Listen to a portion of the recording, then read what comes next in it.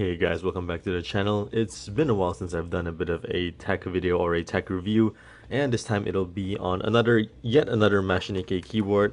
Not this one, this is my K600 Lite, which I'll gladly put aside for the video.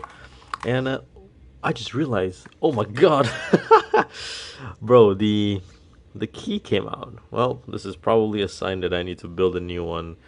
Yeah, after a long time of swapping out keys, the frame and the PCB kind of got a little bit weak, but we'll save this for another video.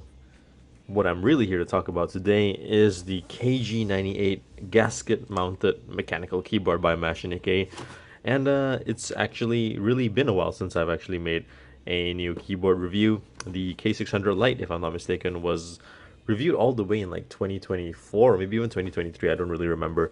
Link to that video is in the video description, and let's get to the unboxing. Now, the Kg98 is as in the name it implies, a 98% keyboard, one of the more common types nowadays actually, as 100% keyboards are so rare, but people do still want the numpad as well as the function keys. So in comes this 98% build with the gaps in between the keys reduced. Now, let's take a look at what's inside the box.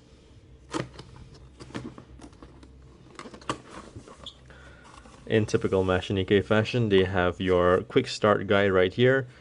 Oh wow, it even has a QC pass, never noticed that.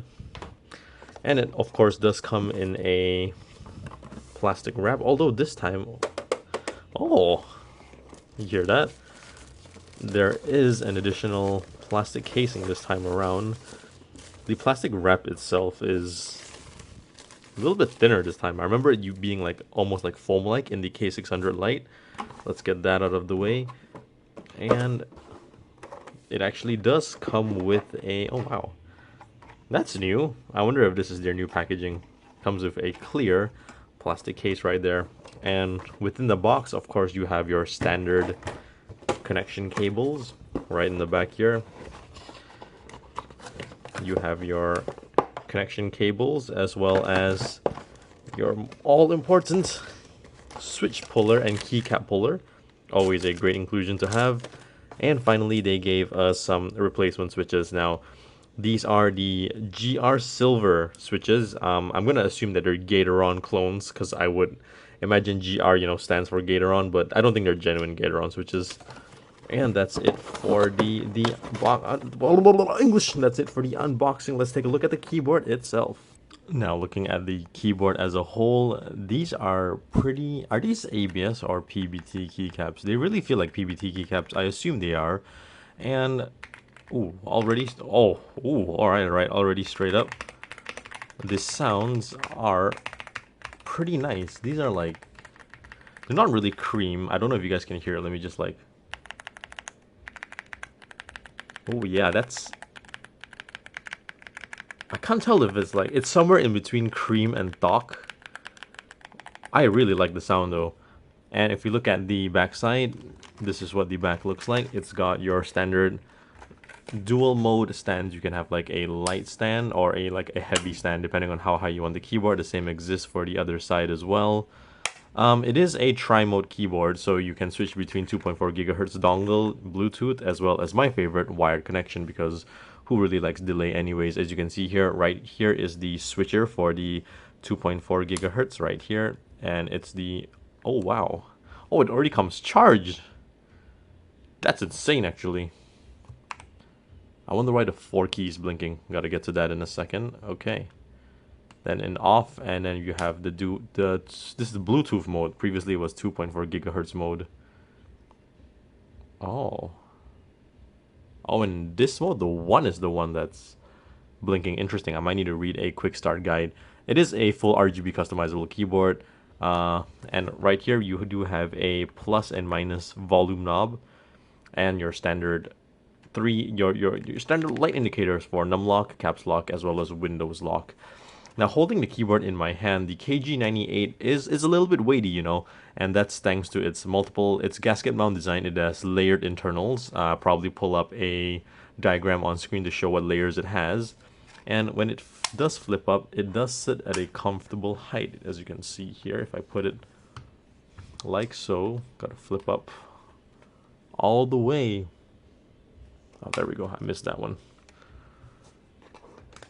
And by default, it does come with GR silver switches, although there are other variations which come with other Kale switches as well, which I'll probably also show on screen here. But I did get the GR version because, one, the type of switch you get also corresponds to what kind of keycaps you do get, and I really like this white case with the white and blue theme on the front.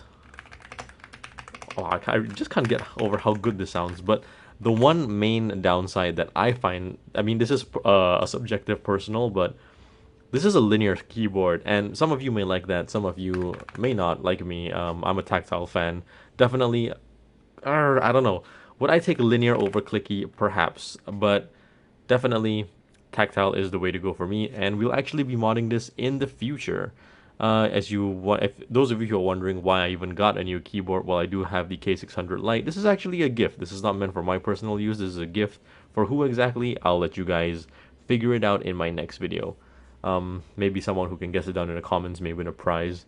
Those who are internal members of the Shizu TDK team are not. You guys aren't allowed to join this competition.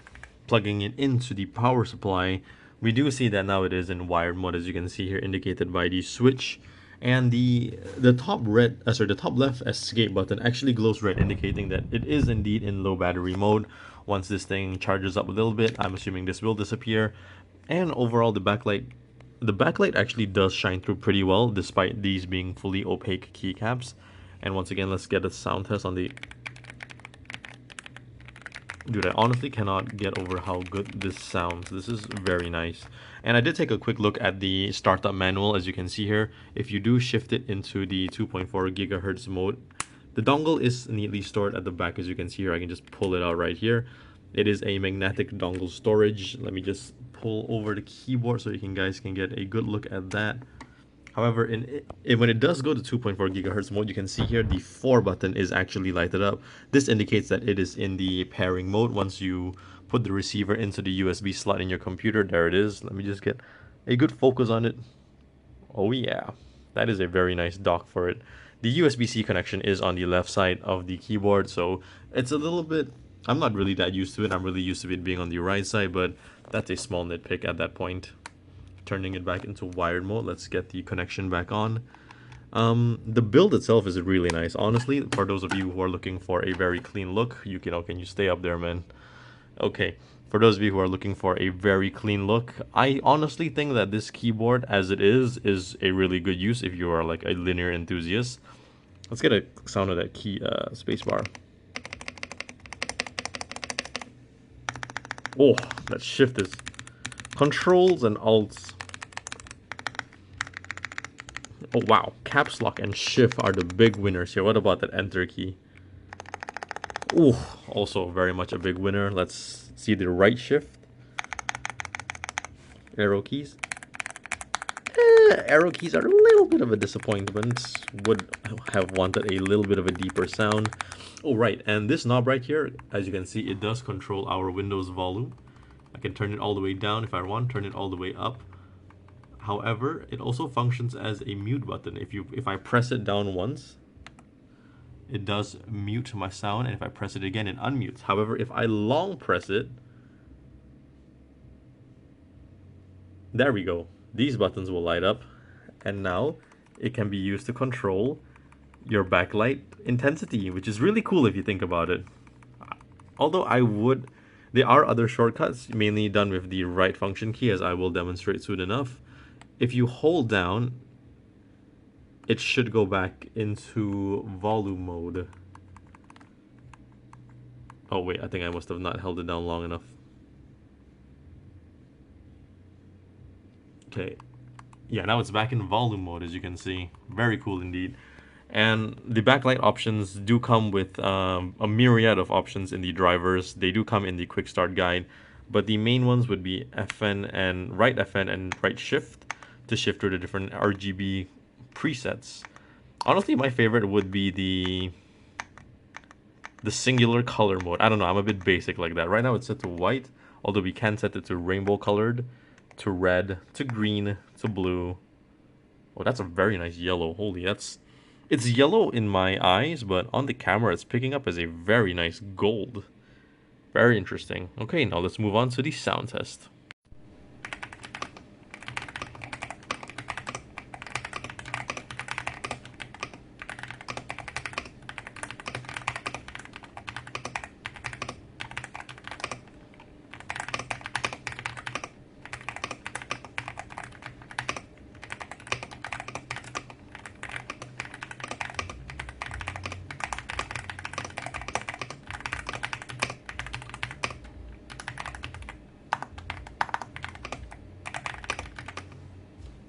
Not bad indeed, actually. That is a very nice sound. Oh, wow. Let's do another one. I'm doing monkey type if you guys aren't being able to tell. Let's do another one.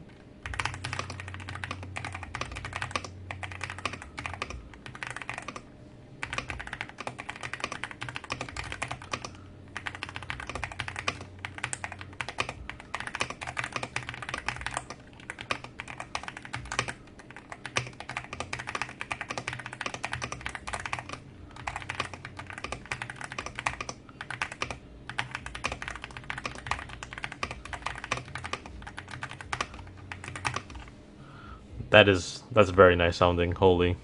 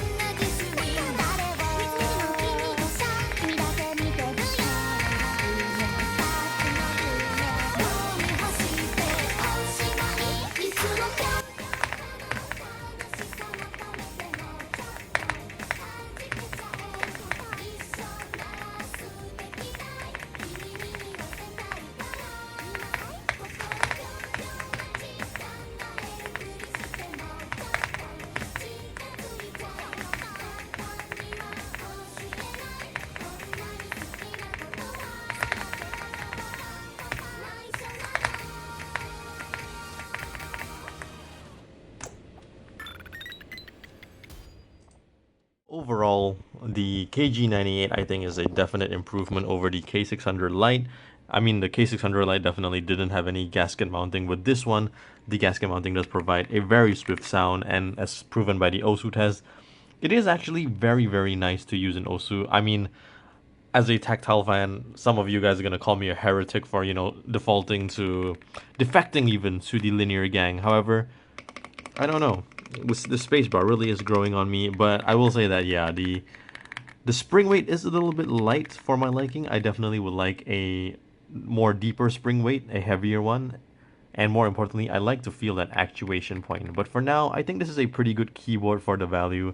I got mine at, I think, how much did I even get it for again? I'll put the price up on screen here, but that is it for the Kg98. Overall, a great value for a great keyboard, great versatility, and honestly, for aesthetics alone, in its default form, I think it looks pretty good. It's pretty clean. Let me know what you guys think in the comments. Let me know if you buy this keyboard for yourself. Let me know what you think if you do buy one, and I'll see you guys in the next tech video.